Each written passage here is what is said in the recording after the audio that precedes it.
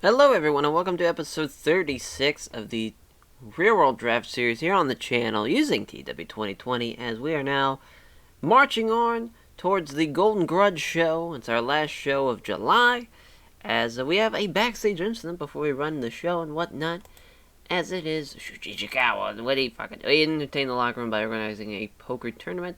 As that was imagine that's a great man to run the poker tournament. Oh, Shuji Ishikawa, what a fucking badass. As we will run the show real quick, but first of all, we gotta set it up. As obviously with the backstage incidents, you gotta kind of be careful when you're setting up a show before because it's always gonna be like, oh, this person's already booked in the segment, so you just kind of have to go ahead and run the backstage incident first before I set up the show. That's usually just the easiest way to go about it. So, alright, so we'll set up the show, then we'll be back to run the show.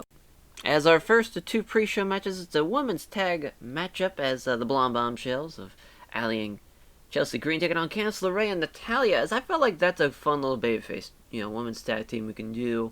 As they did a great job. 54 for Natty, 47 for Candice. It's a great little undercard tag team. As far as women's tag teams goes, we have the Blonde Bombshell. We have the new teaming of Paige and Toni Storm, but they can't really team together, obviously, as Paige is still retired. So we're just kind of stuck with, trying to add more and more depth to that women's division. So we have this little fun little babyface tag team as Candice wins with the Heartbreaker. That should probably be their tag name, to be honest. We'll just call them the Heartbreakers. I like it. we're making shit as we go along, as that was the first of two pre-show matches. This matchup, oh no. I wanted to see how Kota Ibushi would do in this kind of product, in this environment. Because Kota here, obviously he's Kota Ibushi, he's the fucking man. But the problem is our product is more based off of popularity and more than in-ring performance. And he, ever really working in Canada, I think his pop is maybe in the 20s. So he gets an in-ring performance of 44 here over Ethan Page. That's not good at all. But luckily, we'll be having him teaming up with Kenny Omega. Kenny's contract hasn't started yet, so this is just a fun time to get Kota Ibushi's get him some more and more wins, because that's a goddamn shame, but sucks. I had a feeling that would happen. Just wild. As the Stampede TV intro, we have the recap of what happened at Edmonton's Epic Extravaganza. We have a new champion in Pac. We have a new member of Blood Generation, Roderick Strong, Brody Lee beating Brock Lesnar, and the Young Bucks winning, retaining their belts. Problem is, though, Matt was on a loan contract, so he technically is not part of the company right now. We're going to wait and bring him back next week. As then Sasha Banks and, of course, the debut of Toni Storm with Paige. So that was just a lot of just recapping that show. As well, Blood Generation just opened the show very, heel stable-ish. They open up the show. Pac's got his belt. This is just more of a celebration of Pac's championship reign, saying that, Bryan Danielson, your time had finally come to an end, thanks to Blood Generation. So we have a new member, and Roddy Strong, and we're here to, take over CWA. The Blood Generation is here to take over the CWA. It started with Pac's championship title reign last night, and then it's going on for this, we have Roderick Strong, we have Shima, we got Naruki Doi. We can hold all the gold. And, CWA. This is really just Pac's vision for Blood Generation. But tonight, they're going to be in a 6-man tag, as Pac gets the night off as being the champion. They'll be on commentary for their main event. It's going to be Roderick Strong, Shima, and Naruki Doi, Blood Generation, taking on Bryan Danielson, Sami Zayn, and Gavin Steen, the 6-man. As the 6-man to open up the show. What a fucking 6-man this was. And it is Naomichi Marufuji, Hiroshi Tanahashi, and Rey Fenix taking on No Mercy.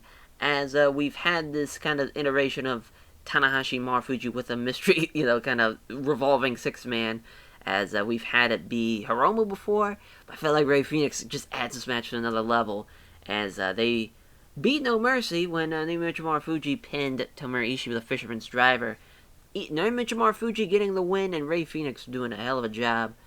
Great stuff there. That's a great way to open up the show, as then we go on to Paige and Toni Storm, as the promo just showing the CWA Stampede audience that the Storm is here, as and Paige saying for weeks and weeks I hyped the Storm coming, and the Storm is aimed for the entire women's division, but more specifically Sasha Banks is the boss. You can't weather this storm. It will come, and that championship will be around Toni Storm's waist if I have anything to do with it. But Sasha Banks comes out and is way just a goddamn second. I don't care about any type of fucking storm, whatever you're doing, Paige, Toni Storm, it doesn't matter. You two can take me on at once, and I will take you both out. Doesn't matter. I am the boss. I'm the best women's wrestler on this in this promotion. There's nobody that can touch me. I'm at the top of my game. I will prove it each and every week. Doesn't matter. We'll fight right fucking now. But Paige is like, no, we're not gonna fight right now.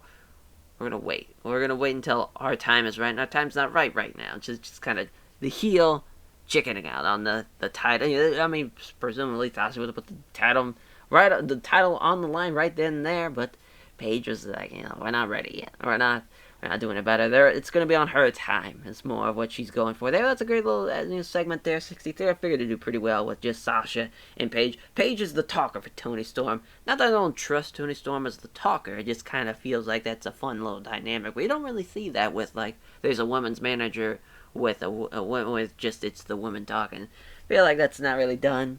So it's just kind of a fun, new innovative way to do something. As the big effing rig, Brody Lee, as Brock Lesnar was supposed to be off screen, as was Tommy End. It's a big fucking deal. As the big effing rig, last night I cut off the snake of the head of the Dark Order. Brock Lesnar, I knocked your ass out. I beat your ass all over the Rogers Place in Edmonton. I had to remember the venue for a second. And now that I beat your ass, Brock Lesnar, now it's time to focus all my energy on that British Commonwealth title. You, Tommy, and you have something that belongs to me, goddammit.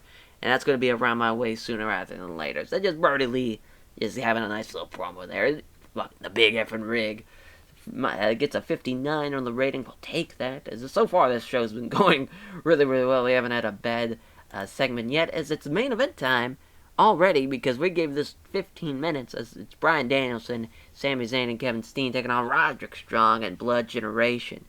So Roderick Strong getting the upset when he's submitting Sami Zayn with a stronghold. So basically, 2-on-1 on Kevin Steen from Blood Generation of Shima and Ricky Doi. They're taking out Kevin Steen so he can't break up the submission. Pac comes off commentary, takes out Bryan Danielson, and they brawl on the outside as the bell rings as Sami Zayn has to tap out for the stronghold. 61 for Roddy. Very, very impressive. So I was going to have him beat Kevin. That was going to be the plan, because Kevin has a little bit more pop just to get Roddy a little bit more over. But he was still going to be pissed. I did it with Sammy because I keep him strong, he wouldn't have been pissed. So it was fine. But Roddy's doing a great job with 61. He's already doing great. Bryan Danielson with 70, of course. 66 is from Sami Zayn and Kevin Steen. 52 for Shima. 49 for Naruki Doi. So, somehow lost 8, but that's alright. I think that just kind of shows how great that segment's going. As we brawl to the black is basically what this, and that's just as simply put, they are brawling all over the ringside area. They're going up the ramp. They're going down the announcer's table. They're going everywhere. Just brawling. All basically these. Basically, you have 8 men going at it, but really it's 7, really, because you got, Pac and Bryan, they're doing their thing. And then you have the 3-on-2 assault of Sami Zayn, Kevin Steen on Roderick Strong, and Shima and Naruki Doi. So just, brawling to black, as, just sums it up. It's just like, oh shit, we're running out of time type of ending. We'll catch you guys next week for Stampede. First one of August, whatever, as, what can Blood Generation is gonna stop Blood Generation from ruining this damn show type of thing. As just, Tony Schiavone's gonna be pissed. It's like, God, you fucking Blood Generation, pieces of shit. But yeah, 58 has a main event segment. Could have been worse, but it should have been a lot better. So, 62, you got increased more pop. We just need to, it is what it is on that, on the gaining pop in the British and Oceania regions. We can't, we're at the point we can't get any better. We're just kind of stuck where we're at. But yeah, no yellows, but no dark greens either. So it could have been better, but it could have been worse. I'm very scared about Ibushi's rating. That scared the shit out of me. That's not good. I figured just he would run right through Ethan Page, but it is not the case at all. Hopefully he gets a little bit more, gets to at least the low 50s, high 60s maybe, by the end of this run that we're doing of the CWA. That will do it for that TV show, the CWA Stampede Show. Thank you all for watching, as we will catch you guys next week for more CWA real-world action. Take care, everyone.